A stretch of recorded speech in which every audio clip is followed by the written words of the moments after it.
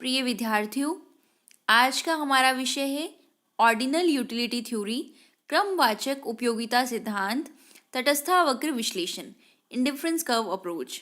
पिछले वीडियोस में हमने देखा और हमने पढ़ा कि यूटिलिटी क्या होती है, उपयोगिता क्या होती है, उपयोगिता को कैसे मापा जा सकता है, गणनावाचक विचारधारा और क्रमवाचक विचारधारा।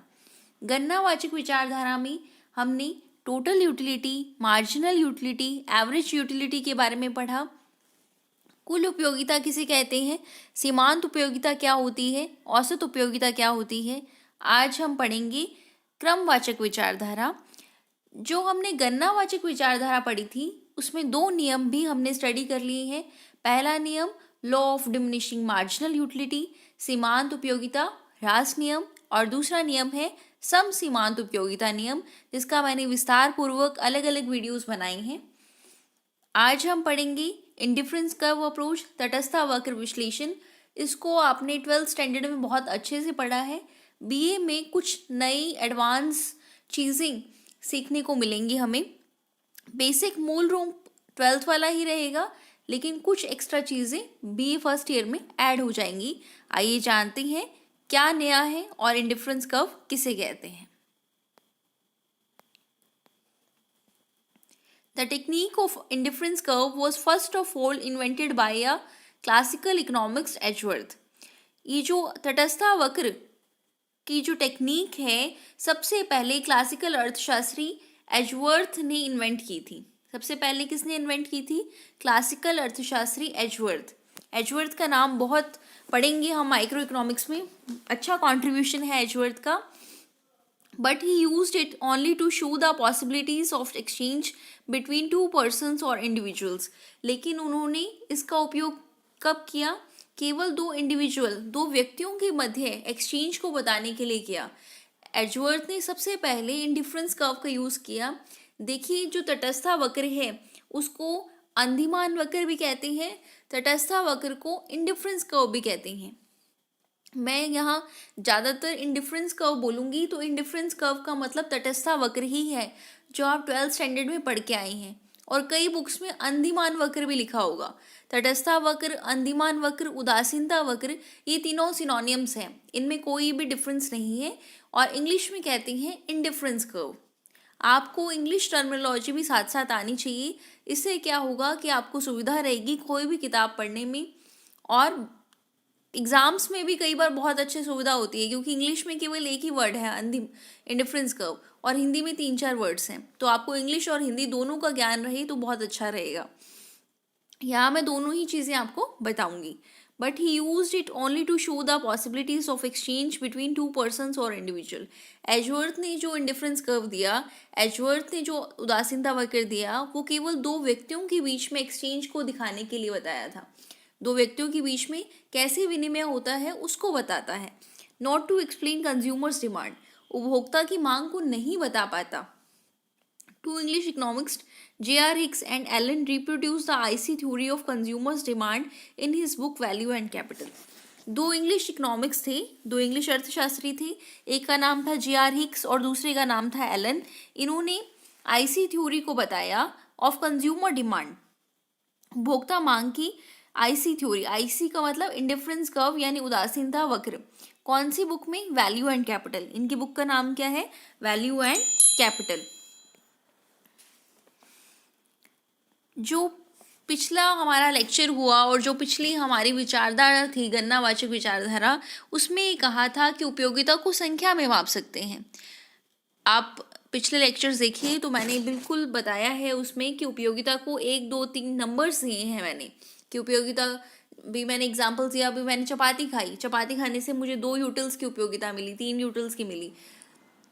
और जब हमने वो नियम समाप्त कर दिया तो हमने एक आलोचना की थी कि कभी भी यूटिलिटी को संख्याओं में नहीं मापा जा सकता। हम ये नहीं कह सकते कि आज हमने एक कप चाय पिए तो हमें 10 यूटिल्स का सेटिस्फेक्शन मिला। ये काल्पनिक है, ऐसा संभव ही नहीं है। ये ऐसा विचार दिया था मार्शल ने, जो हमने पिछली थ्योरी पढ़ी है।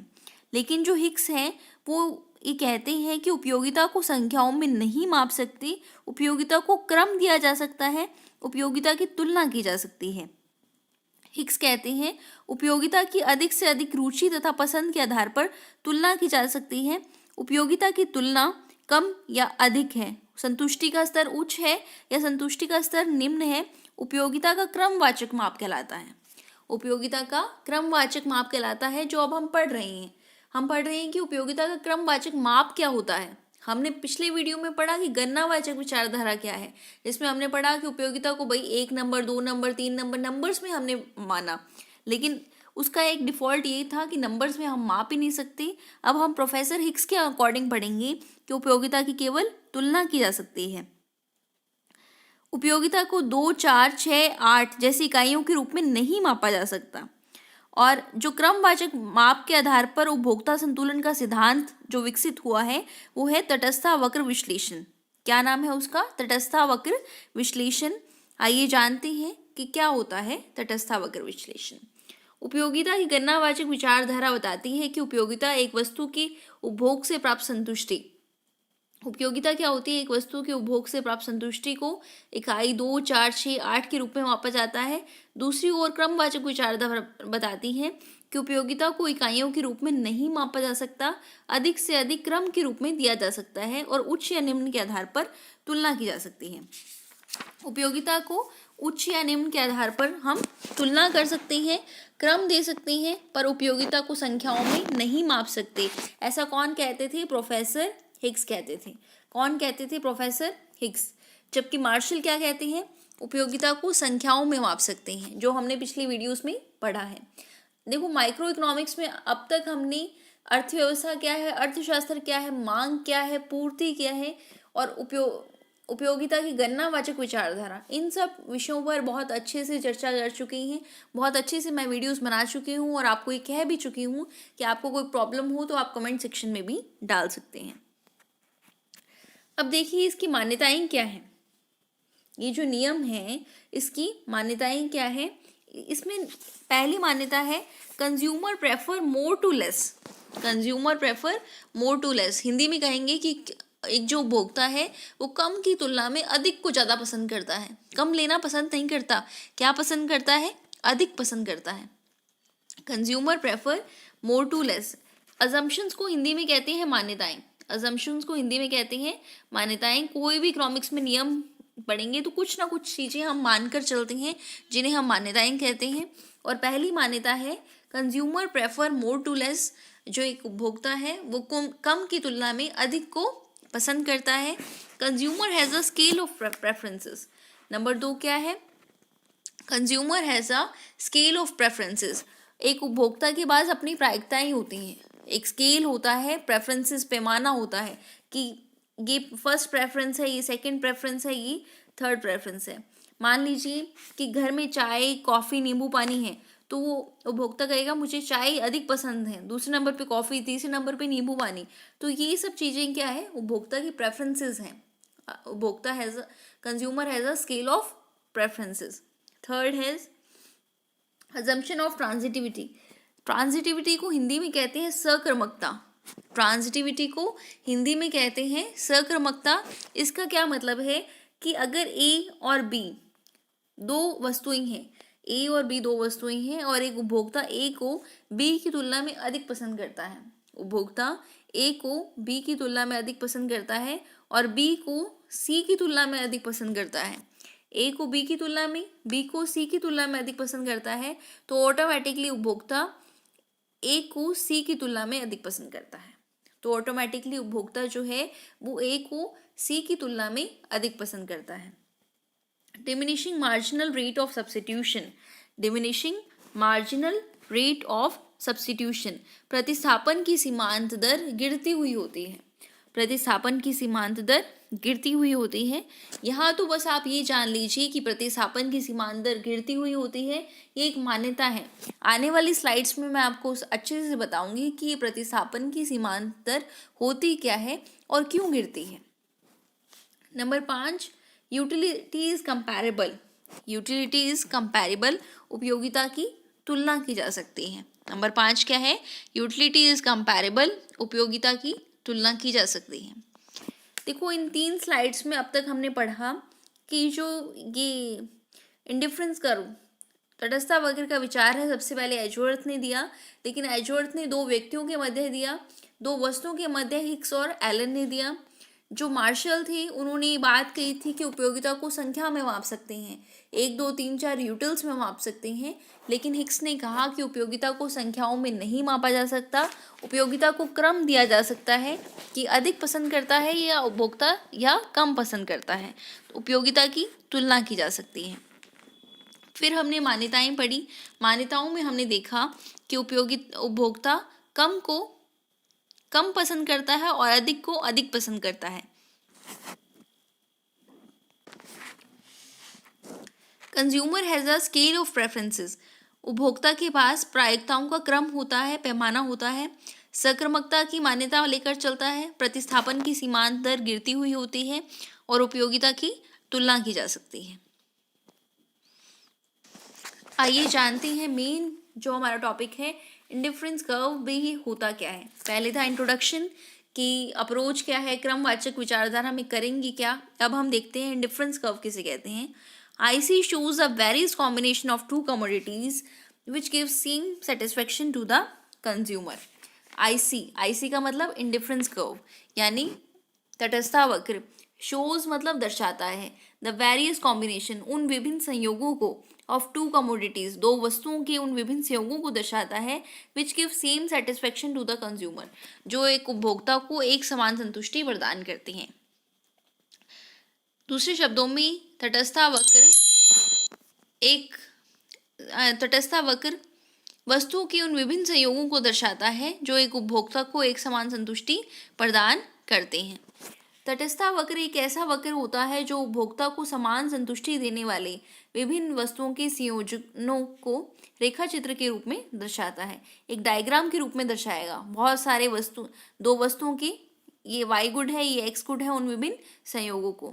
हम जानते हैं कि ये सभी बंडल उपभोक्ता को एक समान संतुष्टि देते हैं, अतः वह इनके प्रति उदासीन रहता है क्योंकि सभी एक समान संतुष्टि देंगे।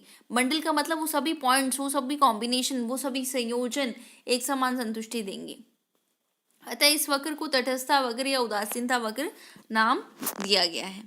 तटस्थता वक्र किसे कहते हैं? तटस्थता वक्र एक ऐसा वक्र होता है जो उपभोक्ता को समान संतुष्टि देने वाले विभिन्न वस्तुओं के संयोजनों को दर्शाता है। मान लीजिए एक x वस्तु है और एक y वस्तु है, यहाँ पर जितने भी पॉइंट्स हैं वो क्या है, जितने भी संयोजन है उपभोक्ता को एक समान संतुष्टि देते हैं। तो उपभोक्ता इनके चुनाव के प्रति क्या रहता है, तटस्थ रहता है, क्योंकि सेटिस्फेक्शन लेवल क्या है, समान है। इसलिए इसको क्या कहते हैं, तटस्थता वक्र कहते हैं, उदासीनता वक्र कहते हैं। तटस्थ रहना, उदासीन रहना एक ही बात है। मान लें एक एग्जाम्पल है कि मोहन के पास एक पेन है, व 12 पेंसिल हैं। कितने पेन है? एक पेन व 12 पेंसिल हैं। अब यदि हम मोहन से पूछते हैं कि वह एक और पेन लेने के लिए कितनी पेंसिल देने के लिए तैयार है ताकि उसकी संतुष्टि का स्तर समान रहे। मोहन से अगर पूछा जाए कि आपके पास एक पेन है, अगर आपको एक पेन और दे दिया जाए तो आप कितनी पेंसिल देने के लिए तैयार रहोगे? इस पर मोहन एक पेन पाने के लिए 6 पेंसिल देने के लिए तैयार है। मोहन कहता है कि अगर मुझे एक पेन और मिलेगा तो मैं 6 पेंसिल दे दूंगा। 12 में से कितनी दे देगा? 6, जिससे उसकी संतुष्टि उस पर बरकरार रह सके, जिससे वो कहेगा कि मेरा सेटिस्फेक्शन लेवल उतना ही है। अगर एक पेन जो वो लेगा तो 6 पेंसिल देने के लिए तैयार है, मतलब 6 पेंसिल से भी उस देने पर भी उसका सेटिस्फेक्शन लेवल उतना ही रहेगा। पेन की हर अतिरिक्त इकाई पाने के लिए पेंसिल की 6 इकाई देगा। वो कहता है कि मुझे पेंसिल की 6 इकाई देने के लिए तैयार हूँ मैं, बस पेन की एक अतिरिक्त इकाई मिल जाए, और उससे संतुष्टि का स्तर क्या रहेगा, उसका समान रहेगा। अब देखिए ये संयोजन है ABCD, ये क्या है, संयोजन ABCD। पेन पहली 1 इकाई और पेंसिल कितनी थी, 12।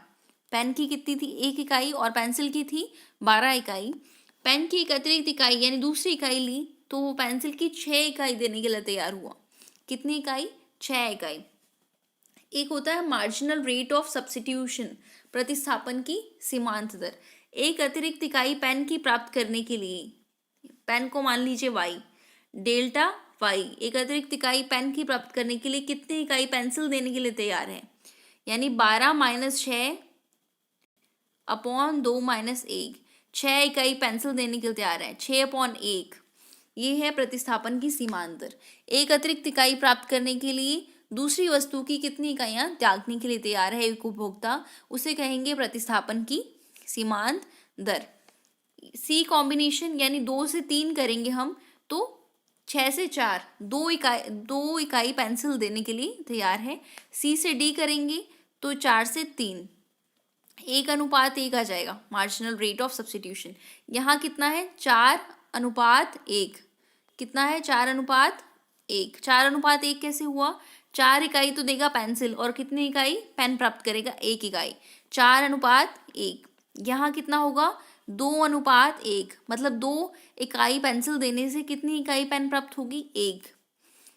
यहाँ 1:1 यानी 1 पेंसिल देगा तो 1 पेन प्राप्त होगा। तालिका में जैसे कि आप देख सकते हैं यहाँ 2 वस्तुएं विभिन्न संयोजन दिए हुए हैं जो कि मोहन को समान संतुष्टि का स्तर दे रही हैं, जो कि मोहन को समान स्तर की संतुष्टि दे रही हैं। यहाँ एक समान की अतिरिक्त इकाई के लिए दूसरे समान की 6 इकाइयों का बलिदान किया जाता है, यह प्रतिस्थापन दर कहलाती है। अब आप समझ गए होंगे प्रतिस्थापन दर किससे कहती है। एक उपभोक्ता एक वस्तु की अतिरिक्त इकाई प्राप्त करने के लिए दूसरी वस्तु की कितनी इकाइयां त्यागने के लिए तैयार है तो वो प्रतिस्थापन की दर कहलाती है। एक पेन की प्रतिस्थापन की दर 6 पेंसिल है। स्टार्टिंग में एक पेन के प्रतिस्थापन की दर कितनी है, 6 पेंसिल। फिर दूसरी से तीसरी इकाई यानी एक पेन और अधिक प्राप्त करना है तो उसकी प्रतिस्थापन की दर 2 पेंसिल है। फिर तीसरे से चौथी इकाई पेन प्राप्त करना है तो प्रतिस्थापन की दर 1 पेंसिल है, 1:1। डायग्राम देखिए तटस्थ वक्र का। नीचे दी हुई है पेन की इकाइयां और ऊपर दिया हुआ है y अक्ष पर पेंसिल की इकाई। x अक्ष पर क्या दी हुई है, पेन की इकाई, और y अक्ष पर क्या दिया हुआ है, पेंसिल की इकाइयां। अब देखिए 1 2 3 4 5 6, x अक्ष को कैसे माप रहे हैं, 1 2 3 4 5 6, y अक्ष को 2 4 6 8 10 12। स्टार्टिंग में 1 इकाई पेन है और 12 इकाई कितनी है, पेंसिल है। फिर एक अतिरिक्त इकाई पेन प्राप्त करने के लिए कितनी इकाई पेंसिल देने के लिए तैयार है, 6 इकाई, तो 6 और 2, फिर C और फिर D। अब यहाँ A B C D कोई भी कॉम्बिनेशन आप लीजिए, चाहे A कॉम्बिनेशन लीजिए, चाहे B, चाहे C, चाहे D, यहाँ पर संतुष्टि का स्तर क्या है, समान है। संतुष्टि के स्तर में कोई भी परिवर्तन नहीं आएगा। A पॉइंट पर भी संतुष्टि उतनी ही है, B पॉइंट पर भी संतुष्टि उतनी ही है, C पर भी, D पर भी। तो तटस्थ वक्र क्या है, उन विभिन्न संयोगों को बताता है। 2 वस्तुएं पेन और पेंसिल के उन विभिन्न संयोगों को बताता है जिससे उपभोक्ता को एक समान संतुष्टि प्राप्त होती है। चाहे कॉम्बिनेशन A लीजिए, चाहे कॉम्बिनेशन B लीजिए, C लीजिए, D लीजिए, संतुष्टि का स्तर जो है वो समान बना हुआ है। संतुष्टि के स्तर में कोई भी परिवर्तन नहीं आ रहा। ये है तटस्थ वक्र डायग्राम। तटस्थ वक्र की डेफिनेशन विद एग्जाम्पल। यहाँ मैंने पेन और पेंसिल का क्या दिया है, आपको एग्जाम्पल दिया है। मान्यताएं पढ़ ली हमने क्रमवाचक विचारधारा के बारे में जान लिया। आज के इस वीडियो में इतना ही। नेक्स्ट वीडियो में हम पढ़ेंगे तटस्थ वक्र की विशेषताएं क्या है, प्रतिस्थापन की सीमांत दर पर डायग्राम पढ़ेंगे। तो आज के लिए इतना ही। आप सभी घर पे रहिए, स्वस्थ रहिए।